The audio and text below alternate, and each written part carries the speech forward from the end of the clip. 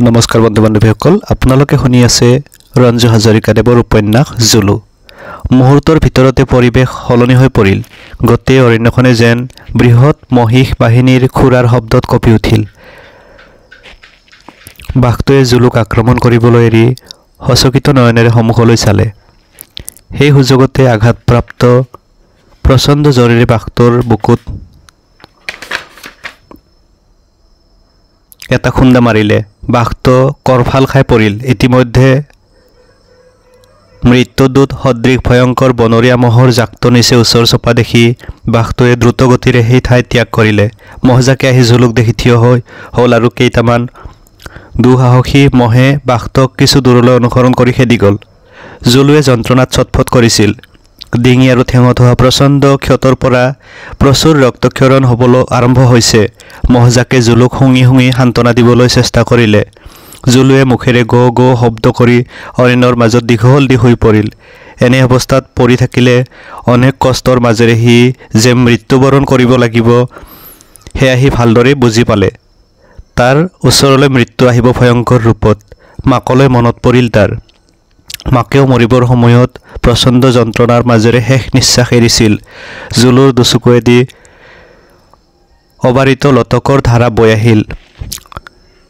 প্ৰভাতৰ নৱদিত সূৰ্যৰ কিৰণে আহি অৰণ্য পৰশ কৰাৰ আগতে মহজাকে জুলুক অজ্ঞানপ্ৰায় অৱস্থাতে সেই ঠাই ত্যাগ কৰি কিছু আঁতৰৰ বিলখনৰ ফালে আগুৱাই গ'ল বোধহয় সিহঁতে ভাবিছিল জুলু অন্তিম অৱস্থাত আহি উপনীত হৈছেহি সিহঁতে তাৰ বাবে একো কৰিব নোৱাৰে কোনোমতে চকু দুটা মেলি জুলুৱে শেষবাৰৰ কাৰণে তাৰ লগৰীয়াবোৰলৈ চালে অস্পষ্ট ধূসৰ ছবিৰ দৰে দলটো আঁতৰি যোৱা সি দেখা পালে তাৰ প্ৰাণটোৱে হাহাকাৰ কৰি উঠিল মৃত্যু তাৰ সুনিশ্চিত চকু দুটা যেন তাৰ নিজে নিজে খাপ খাই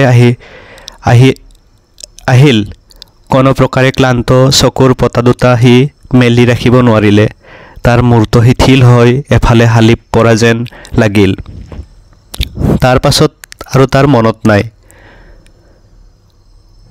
সূৰ্যই ভুমুকি মাৰিলে পূব দিগন্তৰ আকাশ ৰঙা কৰি নিশাৰ ক্লান্ত ভয়াৰ্ত পশু পক্ষীৰ বুকুলৈ সাহস ঘূৰি আহিছে সূৰ্যৰ ৰশ্মিয়ে অৰণ্য স্পৰ্শ কৰাৰ লগে লগে অৰণ্যৰ অন্ধকাৰ পাতল হয় কিন্তু পোহৰ তেতিয়াও স্পষ্ট হোৱা নাই বিভিন্ন পশু পক্ষীৰ শব্দত অৰণ্য ক্ৰমে মুখৰ হৈ পৰিল গছৰ ডালে ডালে বান্দৰবোৰে জঁপিয়াবলৈ আৰম্ভ কৰি দিলে বন বিভাগৰ বিষয়া পৰীক্ষিত দত্তই কেইজনমান তলতীয়া কৰ্মচাৰীৰে সৈতে ৰাতিপুৱা হোৱাৰ পৰা উঠি অৰণ্যৰ মাজে মাজে পূব দিশৰ ফালে আগুৱাই আহিল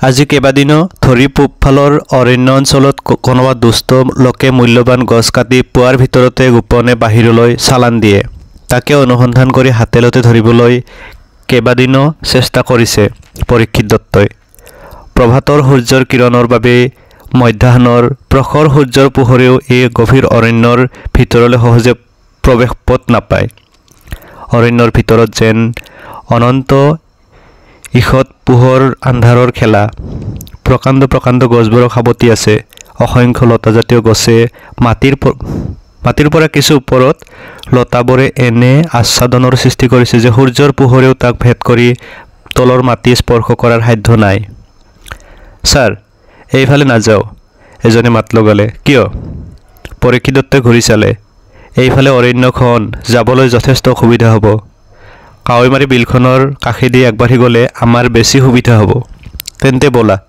পৰীক্ষিত দত্তই ক'লে দলটো দক্ষিণৰ ফালে ঘূৰি বিলখনৰ ফালে আগুৱাই গ'ল কিছুদূৰ আগবঢ়াৰ পিছতে তেওঁলোকে দলনিৰ দৰে এডোখৰ মুকলি ঠাইত ভৰি দিলে অলপ আঁতৰৰ পৰা ভাহি অহা নানা ধৰণৰ শব্দ তেওঁলোকৰ কৰ্ণগোচৰ হ'ল বিশেষকৈ কিছু আঁতৰত বিলখনত চৰি ফুৰা বিভিন্ন পক্ষীৰ নানা তৰহৰ বিচিত্ৰ মাত লগতে দূৰৰ পৰা ভাহি আহিল বান্দৰৰ কিচমিচনি আৰু অন্যান্য অচিন পশুৰ চিঞৰ বাখৰ আটাইৰে কাণত পৰিল চৌদিশে বিভিন্ন জাতৰ লতা আৰু অৰ্কিডৰ অৰণ্যই ছানি ধৰিছে মুকলি অঞ্চলটোৰ কাষে কাষে বিস্তীৰ্ণ ঠাই জুৰি সুন্দৰ সুন্দৰ ফুল কিমান অজস্ৰ বৰ্ণৰ যে ফুল তাৰ সীমা সংখ্যা নাই দলটো হঠাৎ ৰৈ যাবলৈ বাধ্য হ'ল কিছু আঁতৰতে এক বৃহৎ মহিষ বাহিনী জুলুক এৰি দলটোৱে বিলৰ ফালে আগুৱাই আহিছে। দলটোৰ দুই এটা মহে মূৰ তুলি পৰীক্ষিত দত্তৰ ফালে চালে। যদিও খেদি নাহিল, সিহঁত ধীৰে ধীৰে বিলখনৰ ফালে আগুৱাই গ'লগৈ। ইহঁতে মানুহ দেখি দেখি অভ্যস্ত হৈ গৈছে, ছাৰ, ফৰেষ্ট গাৰ্ড এজনে ক'লে। পৰীক্ষিত দত্তই কোনো উত্তৰ নিদি মহজাকলৈ চাই ৰ'ল। হয়তো জুলু নামৰ স্বাধীন চেতাশত্ৰু দমনকাৰী এই ভয়ংকৰ মহৎ দলত নাই, নহ'লে সি নিশ্চয় তেওঁলোকলৈ খেদি আহিলেহেঁতেন। ফৰেষ্ট গাৰ্ড এটাই পৰীক্ষিত দত্তৰ মনৰ ভাৱ বুজিব পাৰি ক'লে, ছাৰ, জুলু বোলা মহৎ দলত নাই, সি অকলে থাকে, ভয়ংকৰ, মানুহ দেখিলে খেদি আহে, বৰ অত্যাচাৰী মহৎ। লাহে লাহে আটাইকেইজন পুনৰ আগবাঢ়িল। এইবাৰ তেওঁলোক বিলৰ ফালে নগৈ পোনে পোনে যাবলৈ ধৰিলে। অৰণ্যৰ মাজে মাজে কিছুদূৰ আগবাঢ়ি যোৱাৰ পিছতে হঠাৎ মহ এটা বননিৰ ওপৰত পৰি থকা আটাইৰে দৃষ্টিগোচৰ হ'ল। পৰীক্ষিত দত্ত আৰু ফৰেষ্ট গাৰ্ড কেইজনক মন্ত্ৰমুগ্ধ বিস্মিত চকুৰে মহটোৰ ফালে আগুৱাই যোৱা দেখা পাই কৰ্কশ আৰ্তনাদ কৰি পাখি কবাই কবাই বিশাল দেহাকেইটা লৈ কেইটামান শগুন দূৰলৈ উৰি গ'ল। এইটো কি? ফৰেষ্ট গাৰ্ড এজনে আচৰিত হৈ প্ৰশ্ন কৰিলে। মহ, ছাৰ, আন এজনে চিঞৰি উত্তৰ দিলে। পৰীক্ষিত দত্ত মহটোৰ ওচৰলৈ লৰি গৈ ৰক্তাক্ত গলধন আৰু আগফালৰ ঠেংখন দেখি শিয়ৰি উঠিল। বাঘৰ আক্ৰমণ, পৰীক্ষিত দত্তই উচ্চাৰণ কৰিলে। ছাৰ, এইটোৱে জুলু, ইয়াক মই আগেও কেইবাবাৰো দেখিছোঁ, ফৰেষ্ট গাৰ্ড এজনে ক'লে। পৰীক্ষিত দত্তই মহটোৰ গাত হাত দি চালে আৰু এজন গাৰ্ডে গলধনৰ ওচৰত হাত ৰাখি ক্ষতস্থানডোখৰ চাব খোজোতে জুলুৰ দেহাটো জিকাৰ খাই উঠিল। টানি টানি চকু দুটা মেলি সি পৰীক্ষিত দত্তহঁতক চাবলৈ চেষ্টা কৰিলে, কিন্তু মাটিৰ পৰা মূৰটো অশেষ চেষ্টা কৰিও উঠাব নোৱাৰিলে সি। ভদ্ৰ পৰীক্ষিত দত্তই মাত লগালে। ছাৰ, ফৰেষ্ট গাৰ্ড এজনে পৰীক্ষিত দত্তৰ মুখলৈ চালে। তুমি এতিয়াই মহেন্দ্ৰৰ সৈতে যোৱা আৰু ডাক্তৰ শৰ্মাক সকলো বুজাই কৈ তুৰন্তে লগতে লৈ আহাগৈ, পলম নকৰিবা, পৰীক্ষিত দত্তই ক'লে। বন বিভাগৰ কোৱাৰ্টাৰ আৰু অফিচৰ কাষতে এখন পশু চিকিৎসালয় আছে। তাতে পশু চিকিৎসক ডাক্তৰ বিজয় শৰ্মা থাকে। ভদ্ৰ আৰু মহেন্দ্ৰই তেওঁকে আনিবলৈ খৰখেদাকৈ আগবাঢ়িল। পৰীক্ষিতে একেথৰে জুলুৰ ফালে চাই ৰ'ল। অসহ্য যন্ত্ৰণাত মাজে মাজে জুলুৱে জিকাৰ খাই উঠা দেখি পৰীক্ষিতৰ চকু দুটা সেমেকি উঠিল। অমাত জন্তু কাৰণেহে, তদুপৰি এনে অৱস্থাত কিমান সময়ৰ পৰা আছে কোনে জানে। ছাৰ, বোধহয় মহটো নাবাচিব, ফৰেষ্ট গাৰ্ড এজনে ক'লে। বাচিব, শব্দটো অজানিতে পৰীক্ষিতৰ মুখৰ পৰা ওলাই আহিল। এই মহটো একেবাৰে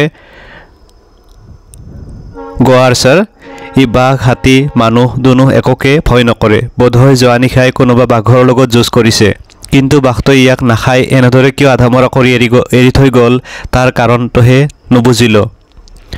খাই পেলোৱাহেঁতেন তোমালোকে ভাল পালাহেঁতেন, নহয় জানো? পৰীক্ষিতৰ প্ৰশ্নত ফৰেষ্ট গাৰ্ডজনে থতমত খাই হেমেনা হেমেনি কৰিবলৈ ধৰিলে। পশু চিকিৎসক ডাক্তৰ শৰ্মা নহা পৰ্যন্ত পৰীক্ষিত আৰু ফৰেষ্ট গাৰ্ড কেইজন জুলুৰ ওচৰতে থাকিল। প্ৰায় আধা ঘণ্টামানৰ পিছত চিকিৎসাৰ যাৱতীয় সা সৰঞ্জাম আৰু ঔষধ পাতি লৈ ফৰেষ্ট গাৰ্ড দুজনৰ সৈতে ডাক্তৰ শৰ্মা আহি সেই ঠাইত উপস্থিত হ'ল। কি হ'ল মহটোৰ? ডাক্তৰ শৰ্মাই পোনতে সুধিলে। বোধহয় যোৱা নিশা বাঘে আক্ৰমণ কৰিছিল, আঘাত গুৰুতৰ নেকি, চাওকচোন, পৰীক্ষিতে ডাক্তৰ শৰ্মাক উদ্দেশ্যি ক'লে।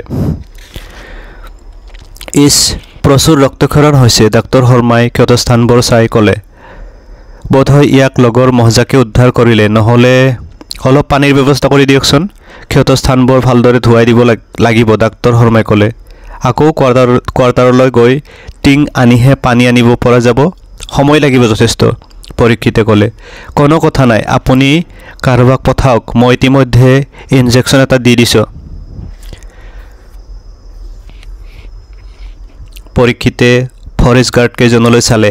ফৰেষ্ট গাৰ্ড কেইজনে যেন পৰীক্ষিতে কি ক'ব বুজি পালে। লগে লগে দুজনে কোৱাৰ্টাৰৰ ফালে পুনৰ লৰ দিলে। প্ৰায় সমস্ত দিনটো পৰীক্ষিতে জুলুৰ ওচৰত কটাই দিলে। আটাইৰে চেষ্টাৰ মূৰত জুলু কিছু সুস্থ হ'ল। ফৰেষ্ট গাৰ্ড দুজনে দল ঘাঁহ অলপ কাটি আনি তাৰ মুখৰ আগত দিলে। জুলুৱে মানুহবোৰৰ কাণ্ড কাৰখানা দেখি অবাক হ'ল। মানুহ ইমান দয়ালু হ'ব পাৰেনে? তাৰ প্ৰতি ইমান দয়া পৰবশ হোৱাৰ কাৰণ কি? নে ইমান দিনে সি মানুহৰ ওপৰত এটা ভুল ধাৰণা লৈয়ে আছিল? কেতিয়াও হ'ব নোৱাৰে। জন্মৰ পৰা সি যি দেখি অহা মানুহবোৰ অত্যাচাৰৰ ঘটনাবোৰ কেতিয়াও মিছা হ'ব নোৱাৰে। তাৰ চকুৰ আগতে মানুহ নিৰ্দয়ভাৱে তাৰ মাকক হত্যা কৰা দেখিছে। কিমান হৰিণ, কিমান গড় এই মানুহবোৰে তাৰ চকুৰ আগতে হত্যা কৰি লৈ গৈছে।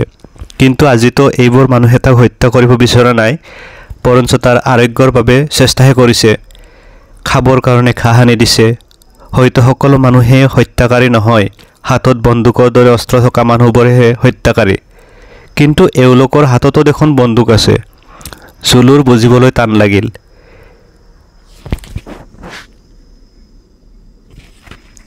এতিয়া আৰু চিন্তা নাই মিষ্টাৰ দত্ত, মহতো বাচিব। কিন্তু অতিমাত্ৰা ৰক্তক্ষৰণৰ ফলত বৰ দুৰ্বল হৈ পৰিছে। সচৰাচৰ জীৱ জন্তুবিলাকৰ, বিশেষকৈ অৰণ্যৰ জীৱ জন্তুৰ এক আচৰিত প্ৰাণশক্তি আছে। এই ভগৱান প্ৰদত্ত শক্তিৰ বাবে মহতো বাচি আছে, যি শক্তি মানুহৰ নাই। এতিয়া আৰু চিন্তা কৰিব নালাগে। দিনে এটাকৈ আৰু 4টা ইনজেকশ্যন দিব লাগিব। পিছে মহতো ইয়াতে থাকিব নেকি? ইয়াত থাকিলে কিন্তু যিকোনো হিংস্ৰ জন্তুৱে যিকোনো সময়তে আক্ৰমণ কৰাৰ সম্ভাৱনা আছে। বেচেৰা থিয় হ'বও নোৱাৰে। এৰা, ময়ো তাকে চিন্তা কৰিছোঁ, ডাক্তৰ শৰ্মাৰ কথাত পৰীক্ষিতে ক'লে। ট্ৰেংকুলাইজাৰ দি অচেতন কৰি ইয়াক কোৱাৰ্টাৰৰ ওচৰলৈ নিয়াও অসম্ভৱ। সৰু সুৰা জন্তু হ'লে কোনো কথাই নাছিল। ইয়াতে আমি যদি পোহৰাৰ ব্যৱস্থা কৰোঁ কেনে হয়? দিনটো ছাৰ যেনে তেনে চলি যাব, নিশাটোৰ কাৰণেহে ভয় ছাৰ, ফৰেষ্ট গাৰ্ড এজনে ক'লে। ভয়? কিহৰ ভয়? ভয় কৰিবলগীয়া একো নাই। ইয়াৰে এজোপা ভাল গছত এখন চাং তৈয়াৰ কৰা, যাতে 4জনে আৰামতে বহা হোৱা কৰিব পাৰে। বেছি দিন কষ্ট কৰিব নালাগে, 3-4টা দিন কষ্ট কৰিলে সকলো ঠিক হৈ যাব। যদি ভয় কৰা ময়ো থাকিম বাৰু। নাই নাই ছাৰ, আপুনি থাকিব নালাগে, পৰীক্ষিতে কোৱাৰ লগে লগে এজনে চিঞৰি উঠিল। আমিয়ে সকলো বন্দোবস্ত কৰি ল'ম, আপুনি চিন্তা কৰিব নালাগে ছাৰ। পৰীক্ষিতৰ মুখমণ্ডলত সন্তোষৰ হাঁহি ফুটি উঠিল। ইতিমধ্যে আটাইকেইজনে সুবিধাজনক গছ এজোপা বাছি লৈ তাৰ ডালৰ ওপৰত এখন চাং তৈয়াৰ কৰিবলৈ লাগি গ'ল। পৰীক্ষিতে জুলুৰ ওচৰত আঁঠুকাঢ়ি বহি তাৰ দেহত লাহে লাহে হাত বুলাই দিলে। জুলুৱে কেৰাহীকৈ পৰীক্ষিতৰ ফালে এবাৰ চাই চকু দুটা মুদি দিলে। মহেন্দ্ৰ, পৰীক্ষিতে মাত লগালে। ছাৰ, তোমালোক কোন 4জন ইয়াত থাকিবা? ভদ্ৰ, গণেশ, চন্দ্ৰ আৰু মই থাকিম ছাৰ।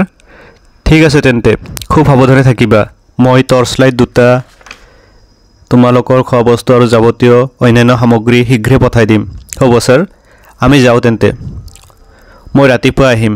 ডাক্তৰ শৰ্মা, পৰীক্ষিত আৰু বাকী 3জন ফৰেষ্ট গাৰ্ড সেই ঠাইৰ পৰা উভতিল। জুলু নামৰ সেই ভয়ংকৰ মহ এইটোৱে নেকি দত্ত? ডাক্তৰ শৰ্মাই বাটত প্ৰশ্ন কৰিলে। বোধহয় ইয়াৰ নামেই জুলু। পূৰ্বতে মহতো মই মাথন 2 দিনমানহে দেখিছিলোঁ। এওঁলোকে জুলুক ভালদৰে চিনি পায়। ফৰেষ্ট গাৰ্ড কেইজনলৈ চাই পৰীক্ষিতে ক'লে। এইটো জুলু হয় ছাৰ, আমি তাক ভালদৰে চিনি পাওঁ। শুনিছ, ই হেনো বৰ দুৰ্ধৰ্ষ, মানুহ দেখিবই নোৱাৰে। বুদ্ধিয়ক প্ৰাণীৰ দৰে ই হেনো অৰণ্যত মানুহক অনুসৰণ কৰে আৰু অতৰ্কিতে আক্ৰমণ কৰি মৃত্যুৰ মুখত পেলায়। কথাবোৰ সঁচানে? আপুনি শুনা বেছিভাগ কথাই সঁচা, পৰীক্ষিতে ক'লে। এই অৰণ্যত মোৰ বেছিদিন হোৱা নাই, যদিও এই মহত্ব অৰ্থাৎ জুলুৰ বিষয়ে অনেক কথাৰে সম্ভেদ পাইছোঁ।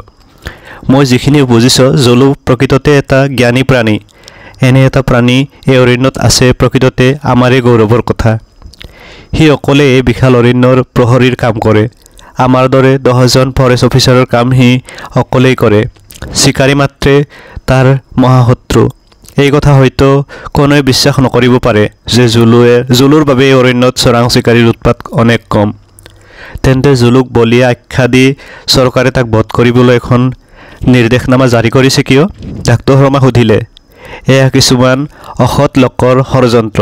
জুলুক হত্যা কৰিব পাৰিলে তেওঁলোকে এই অৰণ্যত অবাধে চিকাৰ কৰিব পাৰে।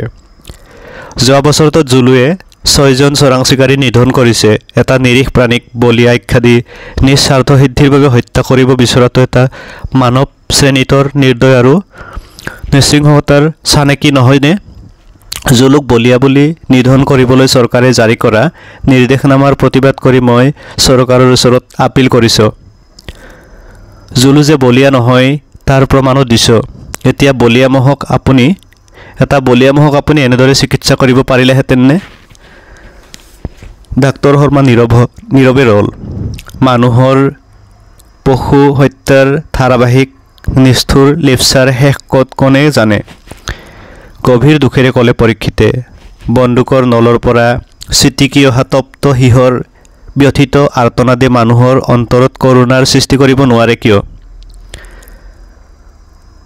উন্নসিক চিকাৰীসকলৰ পৌৰুষ দৃপ্ত আত্মগৰিমাৰ জঘন্য বহিঃপ্ৰকাশৰ ফলতে আমাৰ অৰণ্য বাসিন্দাসকল ক্ৰমাৎ নিশ্চিহ্ন হৈ যাব ধৰিছে। এইবাৰ ডাক্তৰ শৰ্মাই মাত লগালে। পৰীক্ষিতে এটা দীঘল হুমুনিয়াহ এৰিলে।